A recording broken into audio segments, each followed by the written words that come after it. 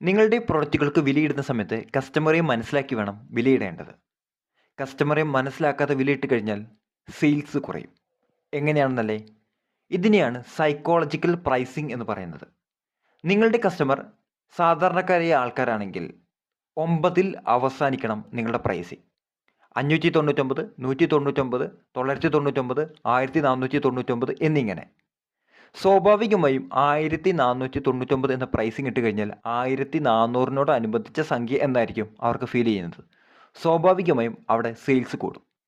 എന്നാൽ നിങ്ങളുടെ target audience premium customer ആണെങ്കിൽ നിങ്ങൾ ഒരിക്കലും 999, 1499 എന്നിങ്ങനെ ഇടരുത്. മറിച്ച് 0ൽ അവസാനിക്കണം. 1000, 1500 എന്നിങ്ങനെ. ഇവരുടെ മനോഭാവം അങ്ങനെയാണ് വർക്ക് ചെയ്യുന്നത്. നിങ്ങൾ പ്രീമിയം കസ്റ്റമറെ ടാർഗറ്റ് ചെയ്യുന്നു, എന്നാൽ നിങ്ങളുടെ പ്രൈസിംഗ് ഇട്ടത് 999, 1499 എന്നിങ്ങനെയാണ്.